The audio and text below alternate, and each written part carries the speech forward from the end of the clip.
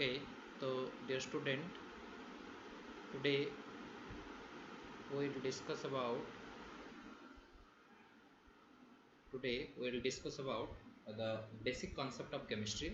Okay, so the first chapter of chemistry in 11th syllabus, that is some basic concept of chemistry. That is some basic concept of chemistry. Some basic concept of chemistry. Some basic concept of chemistry. This is the first chapter of chemistry syllabus of 11th. So this chapter is very important because it contains some fundamentals part, okay, which will be always necessary. Okay, तो यहाँ से हम लोग start करेंगे basic concept. तो basic concept में fast हम लोग इंट्रोडक्शन देंगे कि व्हाट इज केमिस्ट्री. ठीक है, तो फास्ट हम लोग इंट्रोडक्शन देंगे यहाँ पे क्या, that is what is chemistry. So chemistry is, तो फास्ट हम लोग यहाँ पे देखेंगे व्हाट इज केमिस्ट्री. ठीक है, व्हाट इज केमिस्ट्री, केमिस्ट्री है क्या आखिर. ठीक है, इसमें क्या क्या चीज़ पढ़ाया जाएगा आप लोगों को. ठीक है, वही सब चीज़ इसमें, ये बेसिक फंडामेंटल पार्ट है. तो ये जो व्हाट इज केमिस्ट्री बोल रहा हूँ, इसमें स्कोप ऑफ केमिस्ट्री बोल रहा हूँ, ये सब उतना ज़्यादा इंपॉर्टेंस नहीं है इसमें, बस हम जानने के लिए ये सब देखेंगे. तो व्हाट इज केमिस्ट्री, तो chemistry is defined as that branch of science. Chemistry is defined as, chemistry is defined as the branch of science, that branch of science,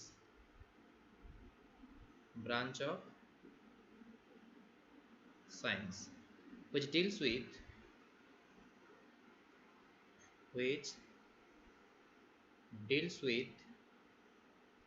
the study of composition, the study of composition, ठीक है, and structure, study of composition, structure and properties of matter, and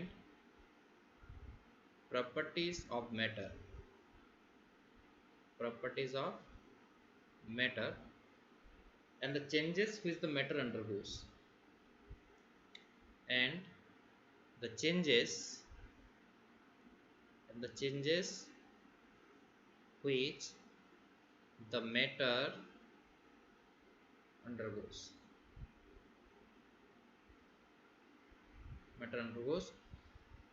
and undergoes under different condition,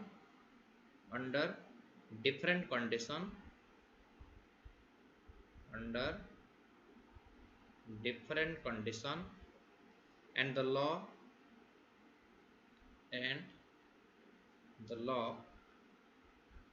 which govern the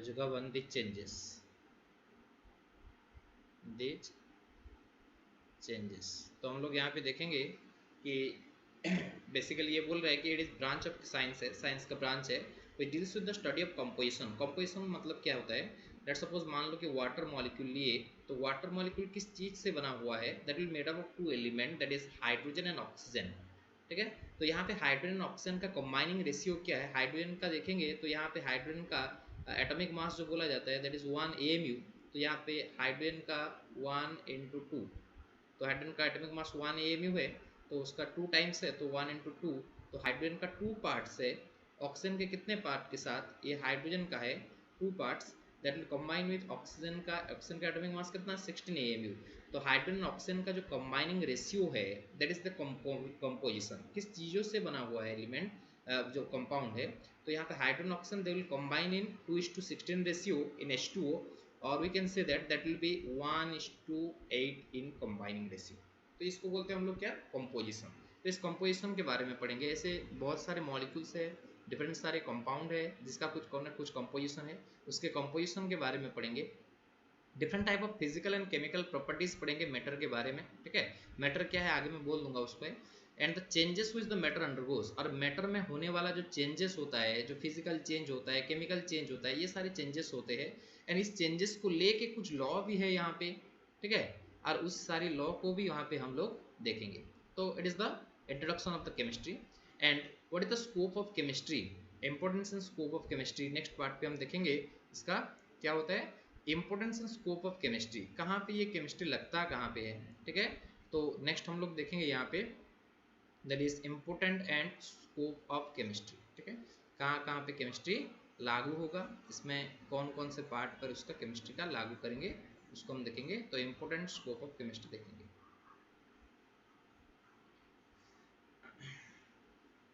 तो next है इसमें importance and scope of chemistry. Next होगा importance and scope of chemistry, importance and scope of chemistry. तो basically chemistry play an important role in our daily needs or daily lives.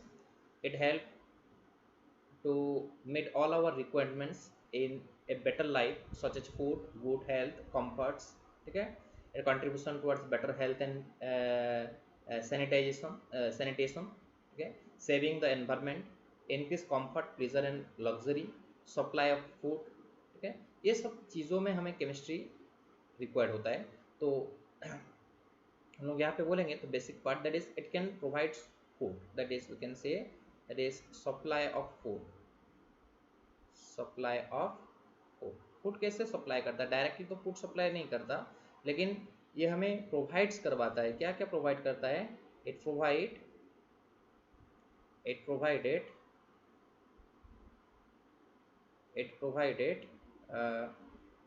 chemical fertilizers, provided chemical fertilizer,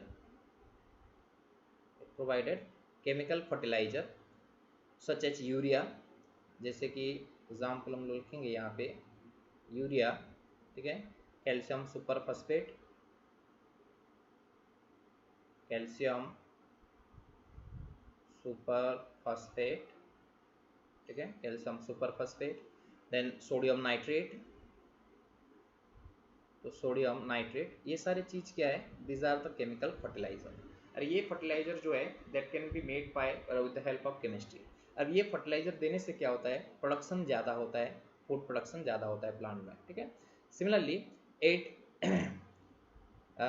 it provides insecticides, it provides insecticides, fungicides and pesticides. It provided or provided insecticides, fungicides जो insect control करने में जो मदद करता है, जो chemical substance, उसको हम क्या बोलते हैं, इंसेक्टिसाइड्स। जो फंगस को कंट्रोल करने के लिए यूज होता है उसको हम बोलते हैं fungicides. Similarly we can use pesticides, and pesticides. तो ये सारे चीज़ हमें प्रोवाइड करता है। सिमिलरली इट प्रोवाइड, और क्या प्रोवाइड करवाता है ये, इट प्रोवाइड्स प्रिजर्वेटिव, जो हम लोग खाने को प्रिजर्व करके रखने के लिए जो यूज करते हैं, ठीक है, उसको हम क्या बोलते हैं, प्रिजर्वेटिव बोलते हैं, ठीक है। तो इसको हम बोलते हैं प्रिजर्वेटिव। जैसे कि आपका हुआ विनेगर, एक प्रिजर्वेटिव है जो कि पिकल्स में हम यूज करते हैं, तो ये एक प्रिजर्वेटिव है। तो इस तरह से ये फूड सप्लाई में हमें मदद करता है। And also it ensure the quality supply of food. ये क्या करता है, ये हमें फूड सप्लाई का अच्छा क्वालिटी जो है उसको एश्योरेंस देता है। तो हम लोग लिखेंगे यहाँ पे supply the pure food stock, supply pure food stock, supply pure food stock,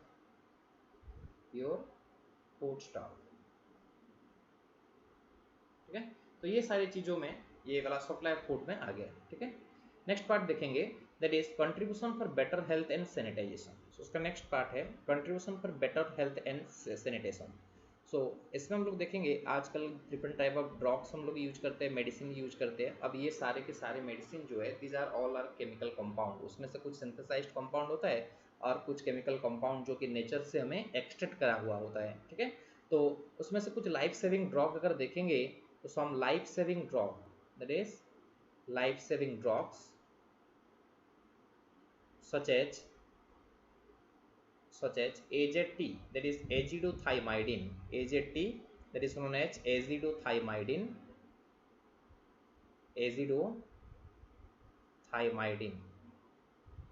which will be used for the AIDS victim, ठीक है। ये AZT को किस में यूज किया जाता है?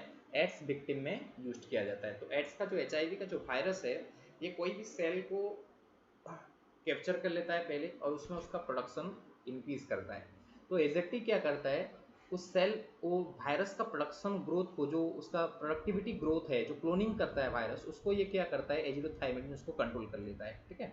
तो उससे तो पूरा एड्स खत्म नहीं होगा, HIV पूरा खत्म नहीं हो जाएगा, लेकिन उसका जो ग्रोथ है, वायरस का ग्रोथ है, उसको ये क्या कर लेता है, कंट्रोल कर लेता है। So it will be used for the treatment of AIDS victim. ये एड्स विक्टिम को जो ट्रीटमेंट होता है उसमें हम लोग क्या यूज करते हैं, AZT को यूज करते हैं। And the another life saving drug that is हमारा जो सिस्प्लाटिन है, सिस्प्लाटिन एंड टेक्सोल, ठीक है, cisplatin and Taxol, cisplatin and Taxol, and it will be used for the treatment of what, cancer. ये cancer का treatment के लिए use होता है, that will be used in chemotherapy. जो केमोथेरापी नाम सुने होंगे, तो इस केमोथेरापी में क्या यूज करते हैं हम लोग, ये यूज करते हैं हम लोग सिस्प्लाटिन एंड टेक्सोल को यूज करते हैं। सिमिलरली एनेस्थेटिक ड्रग, ठीक है, तो वैराइटीज ऑफ ड्रग हम लोग यूज करते हैं। तो एनेस्थेसिया जो यूज करते हैं, एनेस्थेटिक ड्रग, एनेस्थेटिक ड्रग्स, ठीक है।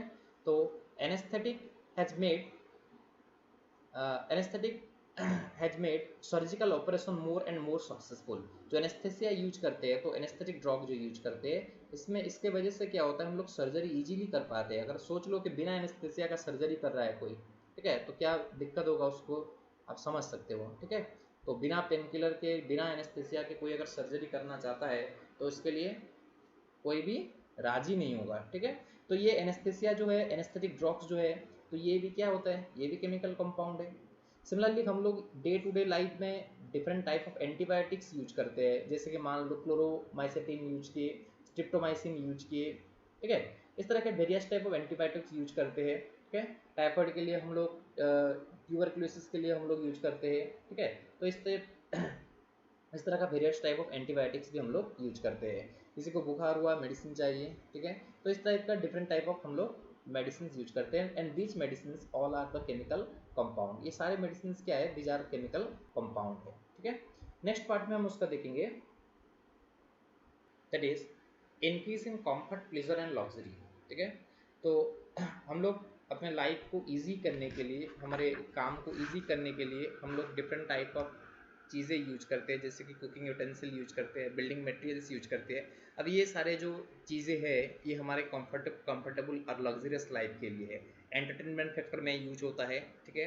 That can be, we can use synthetic fibre. हम लोग क्या यूज करते हैं, सिंथेटिक फाइबर यूज करते हैं, ठीक है, सिंथेटिक फाइबर्स यूज करते हैं, ठीक है। सिंथेटिक फाइबर्स में क्या आ जाएगा, आपका जो आपका कॉटन एंड ऊल है, ये तो आपका नेचुरल फाइबर्स है, नेचर से, कुदरत से मिलता है। ये सिंथेटिक फाइबर्स मान लो टेरिलिन हुआ, नायलॉन हुआ, रेयन हुआ, ये सब क्या है, सिंथेटिक फाइबर्स है। अब ये सिंथेटिक फाइबर्स जो है, इसको प्रिपेयर किया जाता है, ये कोई पौधे से, कोई प्लांट से हमको डायरेक्टली नहीं मिलता, तो ये नेचुरल सोर्स नहीं है। जो सिंथेटिक फाइबर, सिंथेटिक मतलब क्या है, इसको बनाते हैं हम लोग, ठीक है। अब ये सिंथेटिक फाइबर्स जो प्रिपेयर करते हैं, जैसे नायलॉन हुआ, टेरिलिन हुआ या फिर रेयन हुआ, that can be made by chemical process. इसको हम केमिकली प्रोसेस करके बनाते हैं, ठीक है। अब जो बिल्डिंग मटेरियल्स यूज करते हैं, ठीक है, जो बिल्डिंग मटेरियल्स यूज करते हैं, ठीक है। अब ये बिल्डिंग मटेरियल्स में हम लोग इंक्लूड कर सकते हैं, सीमेंट हुआ, ठीक है, जो स्टील पाइप्स हुआ, ये सारे चीज़ तो डायरेक्टली कहीं पे नहीं मिलता हमें, तो ये सब केमिकली प्रोसेस होने के बाद हमें अवेलेबल होता है, ठीक है। हम लोग का यूज करते हैं जो supply of metals, different type of metals हमें ये प्रोवाइड करवाता है, ठीक है, सप्लाई ऑफ मेटल्स। तो ये मेटल्स भी कहीं पे डायरेक्टली हमें अवेलेबल नहीं होता। हम लोग मेटल के रॉ मेटल से हम लोग क्या करते हैं, जो मेटल का ओर है, सॉरी जो ओर है मेटल का, तो तो उससे हम लोग क्या करते हैं, मेटल को एक्सट्रैक्ट करवाते हैं, ठीक है। अब ये सप्लाई ऑफ मेटल, कैसे मेटल को एक्सट्रैक्ट करते हैं, आप लोग को ये 12th क्लास में मिल जाएगा, इसमें दैट इज मेटलर्जी चैप्टर में। तो मेटलर्जी में हम लोग क्या पढ़ते हैं वहाँ पे हम लोग यहाँ पे देखेंगे कि मेटलर्जी का मतलब क्या होता है यहाँ पे, कि मेटल के ओर से प्रॉफिटेबल वे से किस तरह से मेटल को एक्सट्रैक्ट किया जाएगा, ठीक है। डिफरेंट टाइप ऑफ मेटल, जैसे कि आपका जिंक हुआ, एल्यूमिनियम हुआ, आयरन हुआ, गोल्ड हुआ, सिल्वर हुआ, इनका एक्सट्रैक्शन प्रोसेस पढ़ेंगे, कैसे उनके ओर से मेटल्स को एक्सट्रैक्ट करते हैं, ये सब चीज़ हम लोग यहाँ पे पढ़ेंगे, ठीक है। तो ये वाला पार्ट आपका सेकेंडरी सिलेबस में इंक्लूडेड 12th में, ठीक है। इस तरह से हम लोग यूज करते हैं जो डिफरेंट टाइप ऑफ क्या यूज करते हैं, आर्टिकल्स फॉर डोमेस्टिक यूज, ठीक है। This articles for domestic use.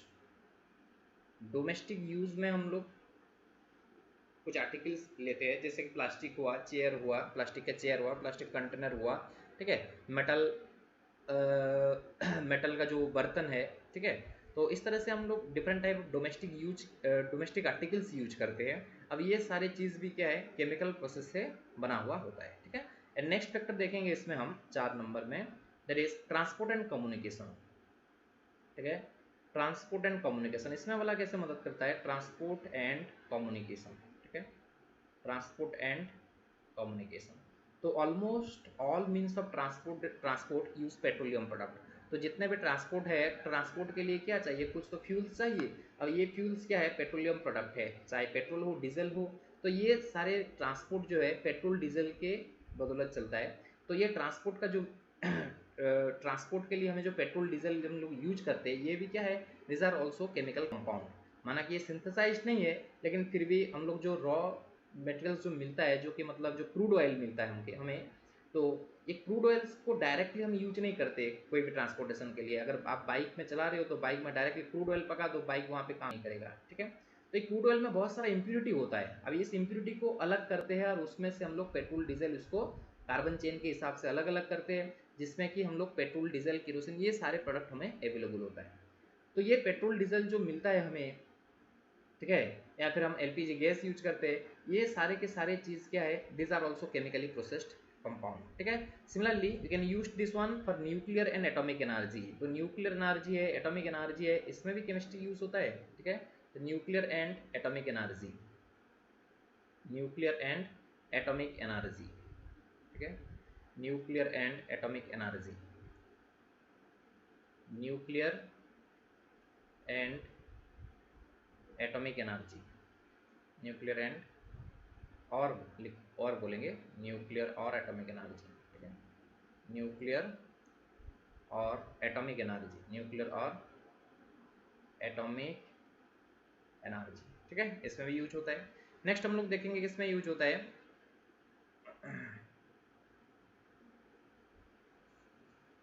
Nuclear and atomic energy, ये वाला हो गया। तो न्यूक्लियर एनर्जी जो है उसमें भी केमिकल रिएक्शन होता है, उस केमिकल रिएक्शन के वजह से हमें क्या मिलता है, एनर्जी प्रोवाइड होता है, ठीक है। और ये सारी चीज़ कहाँ पे होता है, न्यूक्लियर रिएक्टर में किया जाता है, ठीक है। सिमिलरली केमिस्ट्री अब इंडस्ट्रियल एप्लीकेशन, आप वेरियस इंडस्ट्री में जाओगे तो आपको केमिस्ट्री वहाँ पे केमिस्ट पोस्ट दिखाई देगा। तो वहाँ पे हम लोग क्या देखेंगे कि न्यू एप्लीकेशन इन इंडस्ट्री, इसका एप्लीकेशन कहाँ पे देखेंगे, फर्दर इंडस्ट्रियल यूजेस देखेंगे, application in industry, application in industry, ठीक है। तो ये सारी चीज़ों में, ये सारे फैक्टर में हम लोग इसको यूज करते हैं। सिमिलरली इसका एप्लीकेशन कहाँ पे है, एप्लीकेशन इन वार, इसका एप्लीकेशन कहाँ पे है, वार में भी है, एप्लीकेशन इन वार। तो इस तरह से वेरियस फील्ड है जहाँ पे केमिस्ट्री हम लोग यूज करते हैं। तो there are various field in which we are using chemistry in different way. War में कैसे यूज करते हैं, जो हम लोग एक्सप्लोजिव यूज करते हैं, ट्राइनाइट्रोटोलुइन हुआ, जो बुलेट्स हुआ, ठीक है। तो ये सारे क्या है, this are the chemically processed chemical compound, ठीक है। तो यहाँ पे नेक्स्ट पार्ट जो है दैट इज मैटर। मैटर में हम लोग देखेंगे nature and classification of matter. तो पहले हम लोग देखेंगे व्हाट इज मैटर, ठीक है। मैटर क्या है,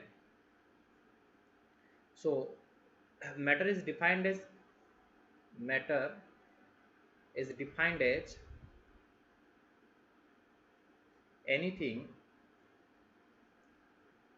matter is defined as anything that occupies space that occupies space, ठीक है, possesses mass,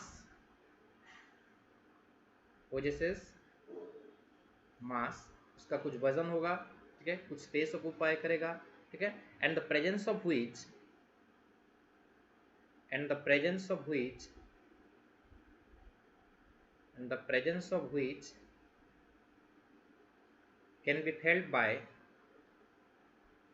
can be held by anyone or more of our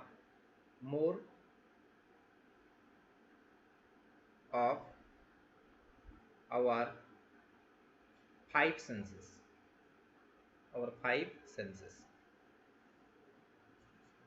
तो हमारा जो फाइव सेंस ऑर्गन है उससे हम आइदर किसी एक सेंस ऑर्गन से फील कर सकते हैं उसको, या फिर पांचों सेंस ऑर्गन से हम लोग उसको फील कर सकते हैं, ठीक है। और मैटर किसको बोलेंगे, नहीं एनीथिंग, कुछ भी हो सकता है जिसका कि कुछ क्या होगा, कुछ वहाँ पे उसका कुछ मास होगा और ये कुछ स्पेस ऑक्यूपाई करेगा। अगर कुछ स्पेस ऑक्यूपाई करता है, उसका कुछ मास है, दैट पोजेसेस सम मास, ठीक है, और कुछ स्पेस ऑक्यूपाई करता है, ठीक है, तो ऐसे चीज़ों को हम क्या बोलेंगे, मैटर बोलेंगे। अभी ये जो मैटर है उसमें क्या इंक्लूड हो सकता है, आपके अगल बगल में जो भी चीज़ें हैं, ठीक है, वो मैटर होगा। मोबाइल फ़ोन है, बुक है, किताब है कहीं पे, ठीक है, कॉपी है, पेन है, ये सारी चीज़ क्या है, मैटर है, ठीक है। अभी जो लव है, इमोशन है, ये कुछ स्पेस ऑक्यूपाई नहीं करता, उसका कुछ मास नहीं हो सकता, ठीक है। हम लोग नहीं बोलते कि हमारे पेरेंट्स हमको 5 लीटर का प्यार करते हैं, ठीक है, ऐसे नहीं बोल सकते, ठीक है। उसका तो कोई फिजिकल क्वांटिटी है ही नहीं, उसको हम लोग मेज़र नहीं कर सकते, उसका कुछ वॉल्यूम ऑक्यूपाई नहीं हो सकता, या तो फिर उसका कुछ मास भी नहीं है। तो लव हुआ, इमोशन हुआ, एंग्री हुआ, ये सब मैटर नहीं है। मैटर क्या है, जिसका कुछ क्या होगा, कुछ स्पेस ऑक्यूपाई करेगा, या फिर कुछ तो इसका मास होगा। तो इस ऐसे चीज़ों को, या तो फिर हमें इसको हम बोल सकते हैं कि हमारा जो 5 सेंस ऑर्गन है उससे हम इस चीज़ों को फील कर सकते हैं, जिसका कि मास होगा और स्पेस ऑक्यूपाई करेगा, उसको हम क्या बोलेंगे, फिर मैटर बोलेंगे, ठीक है। अब ये मैटर का हम लोग क्लासिफिकेशन देखेंगे। Matter can be classified into 3 वे। अब ये मैटर को 3 वे में, 3 तरीके से डिवाइड किया गया है, 3 टाइप्स में क्लासीफाई किया गया है, ठीक है।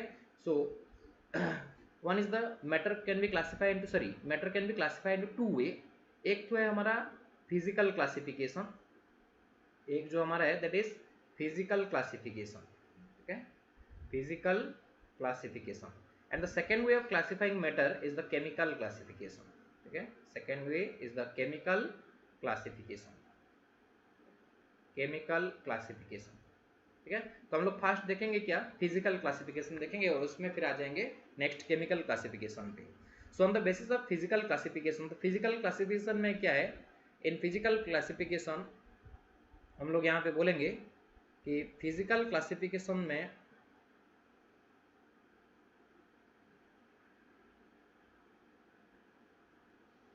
तो पहला देखेंगे हम मैटर को 2 तरीके से डिवाइड किया गया है वहाँ पे।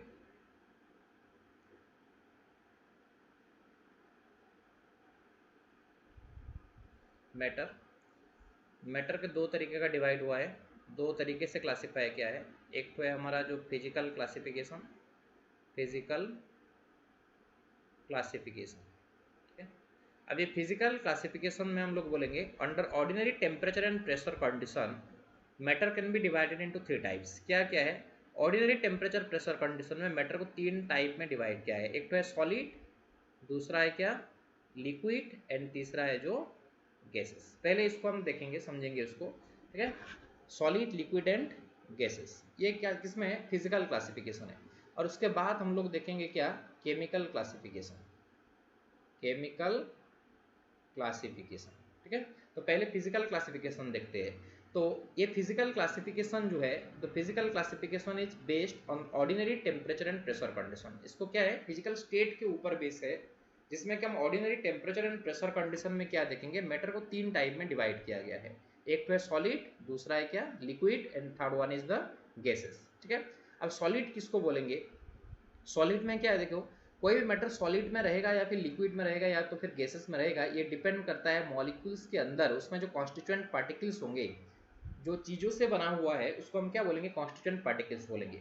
तो सॉलिड में जो कॉन्स्टिट्यूएंट पार्टिकल्स है, मान लो कि ये सॉलिड का कॉन्स्टिट्यूएंट पार्टिकल्स है, तो अब सॉलिड में क्या होता है, ये कॉन्स्टिट्यूएंट पार्टिकल्स के अंदर जो फोर्स ऑफ अट्रैक्शन होता है, इनके अंदर कुछ फोर्स ऑफ अट्रैक्शन होता है। अब सॉलिड में ये फोर्स ऑफ अट्रैक्शन क्या होता है, बहुत स्ट्रॉन्ग होता है, ठीक है।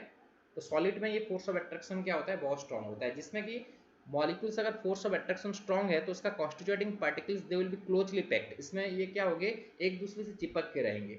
और इस तरह से इसको हम क्या बोलेंगे, अगर इंटरमोलिकुलर फोर्स ऑफ अट्रैक्शन किसमें ज़्यादा हो तो उसको हम क्या बोलेंगे, सॉलिड बोलेंगे, ठीक है। अब लिक्विड में क्या होता है, ये मॉलिक्यूल्स के बीच थोड़ा सा इंटरमोलिकुलर फोर्स ऑफ अट्रैक्शन क्या होगा, वीक होगा, जिससे कि मॉलिक्यूल्स क्या होंगे, they will be small distance apart from each other, एक दूसरे से थोड़ा लार्जर डिस्टेंस में होंगे एज कम्पेयर टू सॉलिड, इसको हम क्या बोलेंगे, लिक्विड बोलेंगे।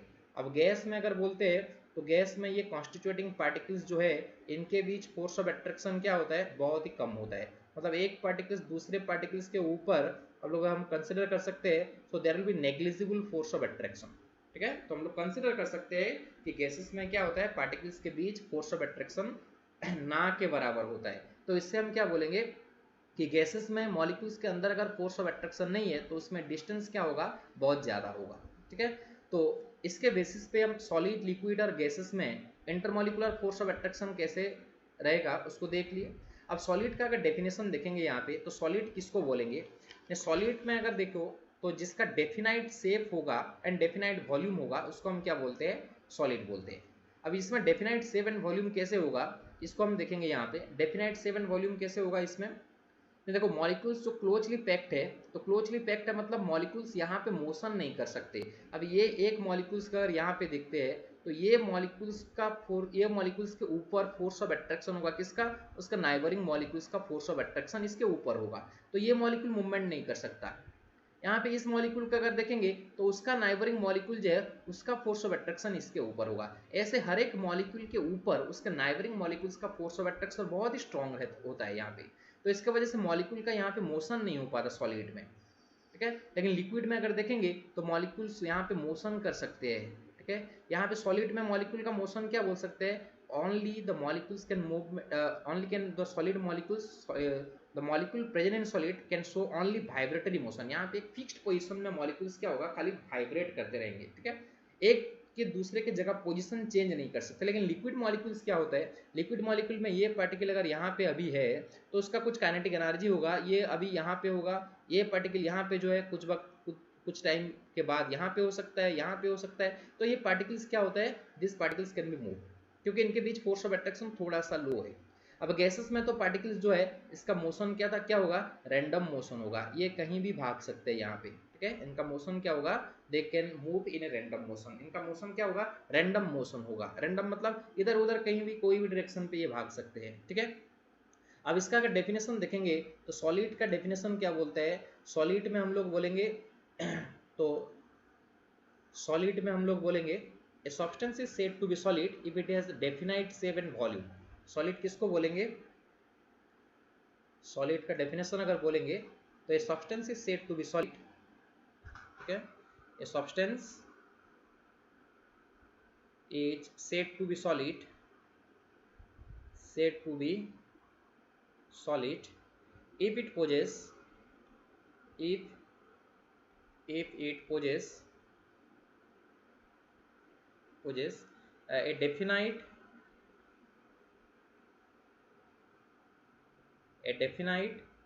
volume and a definite shape ठीक है। जैसे कि आप लोग बोल सकते हो शुगर, ठीक है, आयरन,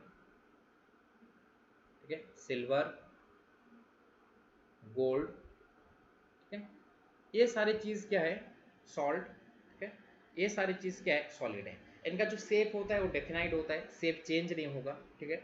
अब उनका वॉल्यूम भी क्या होता है, डेफिनाइट वॉल्यूम होता है, वॉल्यूम भी चेंज नहीं होता है। तो इस तरह का सब्सटेंस को हम क्या बोलेंगे, सॉलिड बोलेंगे। इस तरह से लिक्विड किसको बोलेंगे, a substance is said to be liquid, a substance is said to be liquid if it possesses a definite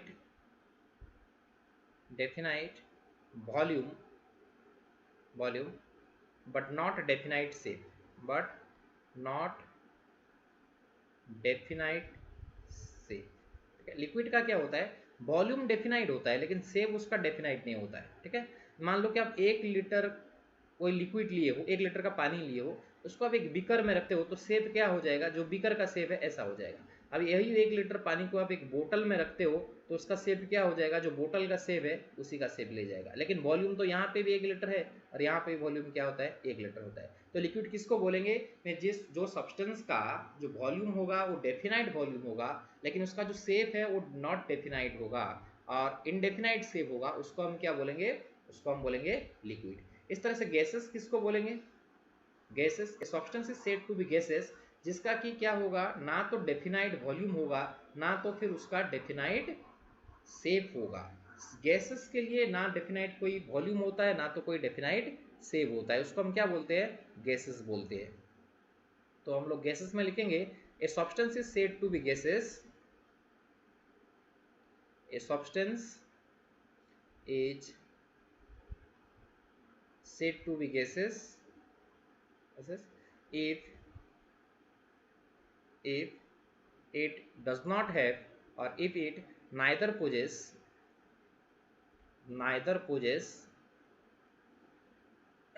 a definite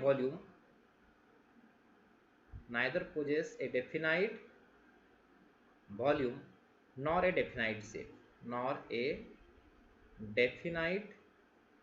definite shape। ठीक है, मान लो एक कंटेनर है, इसका जो वॉल्यूम हुआ कितना, 1 लीटर का उसका वॉल्यूम है। ठीक है, अब ये कंटेनर के अंदर कुछ गैस है, मान लो हम ऑक्सीजन गैस इसके अंदर ले गए तो अभी वॉल्यूम ऑफ गैस क्या बोलेंगे, 1 लीटर बोलेंगे। ठीक है, लेकिन वही गैस को अगर उतने क्वांटिटी ऑफ गैस को आप एक 2 लीटर का कंटेनर में रख लेते हो, इसका कंटेनर का कैपेसिटी कितना हुआ, 2 लीटर हुआ, उसमें भी वही सेम ऑक्सीजन गैस को यहाँ पे ट्रांसफर करके ले आए तो अभी उस वॉल्यूम ऑफ गैस कितना बोलेंगे, 2 लीटर बोलेंगे।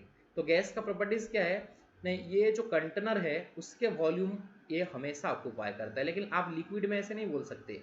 1 लीटर कंटेनर में जो पानी होगा उसको अगर हम 2 लीटर कंटेनर में रख लेंगे तो पानी का वॉल्यूम को हम लोग 2 लीटर नहीं बोल सकते कभी, लेकिन गैसेस में क्या बोल सकते हैं, उसको गैसेस में हम लोग कह सकते हैं। तो लिक्विड सॉरी गैसेस में हम लोग क्या बोलेंगे, gases that will fill up the whole vessel in which they are put. ये सारा वेसल का कंटेनर जो है, वेसल मतलब जो कंटेनर जो है वो सारा स्पेस ऑक्यूपाई कर लेता है। अब जिस भी कंटेनर पे रखो, 10 लीटर का कंटेनर में वही गैस को अगर रखते हैं तो उसका वॉल्यूम कितना बोला जाएगा, 10 लीटर बोला जाएगा। ठीक है, तो उसमें ना तो उसका वॉल्यूम डेफिनाइट हुआ, वॉल्यूम तो डेफिनाइट नहीं हुआ क्योंकि कंटेनर का वॉल्यूम चेंज कर देते हैं। वही गैस को अगर 10 लीटर कंटेनर में रखेंगे फिर से तो गैस का वॉल्यूम कितना बोलेंगे, अभी मान लो कि ये 10 लीटर कंटेनर में उतने ही क्वांटिटी ऑफ गैस को रख लिए तो अभी वॉल्यूम कितना होगा गैस का, 10 लीटर बोला जाएगा।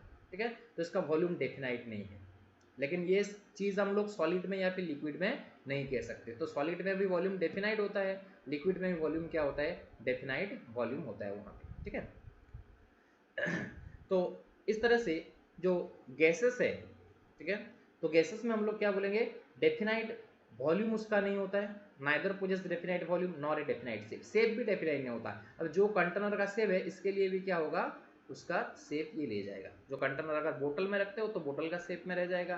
ठीक है, और जिसे भी कंटेनर पे आप रखते हो ये उसी का शेप ले जाएगा। ठीक है, नेक्स्ट हम लोग देखेंगे प्रॉपर्टीज। तो सॉलिड, लिक्विड और गैस का कुछ प्रॉपर्टीज देखेंगे, ये सब आप जानते होंगे। ठीक है, प्रॉपर्टीज में पहले हम देखेंगे वॉल्यूम। ठीक है, इसमें लिख लेता हूँ मैं सॉलिड, देन हम लिखते हैं लिक्विड एंड देन लिखते हैं गैस। ठीक है, अब वॉल्यूम सॉलिड में क्या होता है, डेफिनाइट वॉल्यूम होता है। सॉलिड का जो वॉल्यूम है वो डेफिनाइट होगा, चेंज नहीं होगा। ठीक है, डेफिनाइट वॉल्यूम होता है।